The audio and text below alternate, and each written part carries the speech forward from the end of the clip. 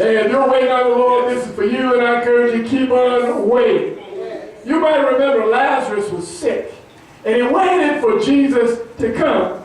But Jesus did not come until 4 days after the poor man died.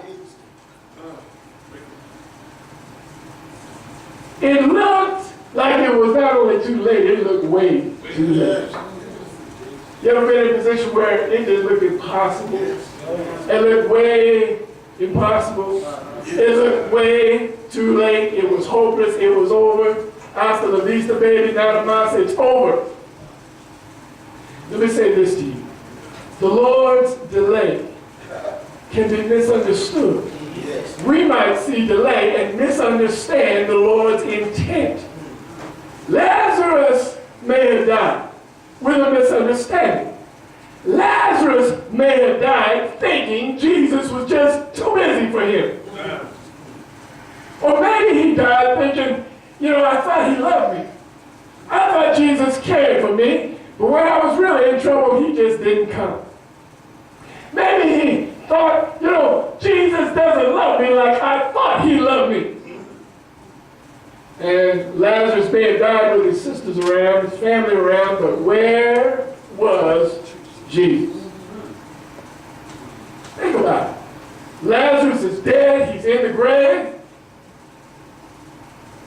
4 days after, Jesus shows up and he sees the people mourning and weeping. And the Bible tells us that Jesus wept. Yes. Jesus commanded that stone to be taken away. And when Jesus spoke into eternity, Lazarus' body was in the grave, but he wasn't sitting there he was in the place of the dead. I don't know what he was doing in the place of the dead. He might have been sitting down with others who've gone on and said, I got to see him for myself. He's about so tall, and I got to see him, and he did this, and he opened up blind eyes, and they could be saying, he did? They could say, yeah, he did. I don't know what the conversation went like. I don't know what the voice sounded like, but he said, Lazarus, come forth. I don't say, I got to go, guys, he's calling it down. But he got up from the dead, wrapped up in grave clothes. He said, Lucifer, let him go. He opened his eyes and he got to see Jesus. And maybe when he looked at the Lord, he said, Lord, I had no idea you loved me that much. Maybe he looked at the Lord and said, I thought it was over, but I see you care for me more than I understood. I can see it right now. There is one thing Solomon said in Ecclesiastes 3:19. There is one thing that befalls many beasts. As one dies, so dies the other. Solomon said, one thing is certain, one thing is sure. Nobody has power over the Spirit to retain the Spirit. And no one has power in the day of death. And there is no discharge from that womb. We're all going to die. One thing is absolutely certain. Paul said it like this, death is passed upon all mankind. And he said the wages of sin is death. And the Bible says it's appointed of the man once to die. So there's one thing, say those words, one thing. So there's one thing, say it again. There's one thing that is certain. But there's more to life than death. And there's more than just we lived and we died and that was it.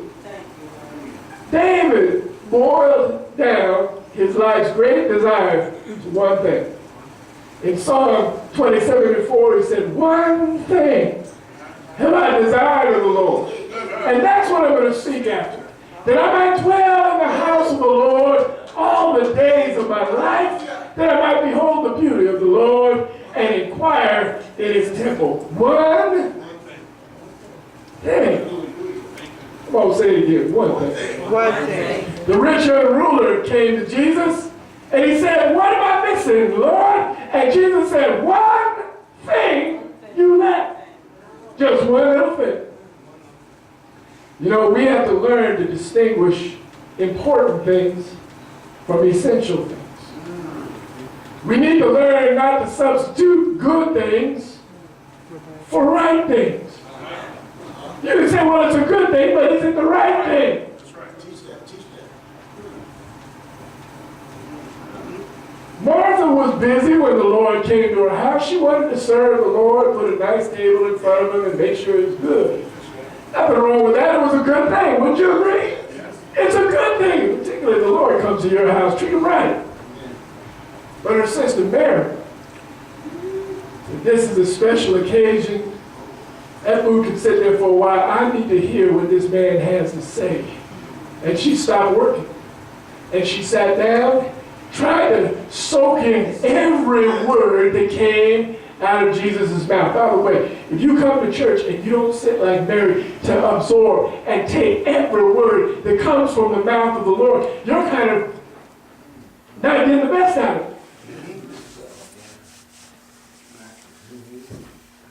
But Martha, busy sister, she got ticked off.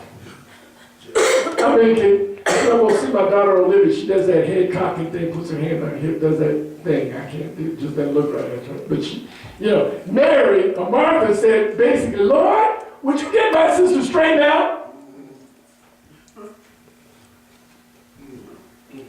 And Jesus talked to Martha. He said, Martha, Martha, you're worried and troubled about so much stuff. But what? One thing is needed. And Mary here, sitting and listening, Mary has chosen that good part. One thing. Now Jesus healed a man that was blind from birth. Can you imagine that? The man had not seen a thing. He was born blind. And these hypocrites, Yes. instead of appreciating what the Lord had done, instead of praising God and believing in Jesus, instead they criticized Jesus. And so these hypocrites cornered the man. And they wanted this man who had been born blind, who now could see, they wanted him to testify against Jesus. They jammed him up. And they said, now give God glory. We know this man, Jesus, we know he's a sinner. And the healed man said, well, whether he's a sinner or not, I don't know. But one thing I do know. I was blind, but now I see. One thing. Paul had a very complex mind. He was able to understand deep mysteries. And if you read the book of Romans, the Epistle of the Romans, you will see a masterful argument, and it certainly is not the only place. He had this fabulous deep mind. But Paul distilled everything to simplicity. And he said this to the Philippians. He said, brothers, he said, there's one thing I do. I'm forgetting what is behind. And I'm pressing, I'm reaching towards what is before me. I'm pressing towards a mark for the prize of the high calling, which is of God in Christ Jesus. There's one thing I want to do. I want to know him.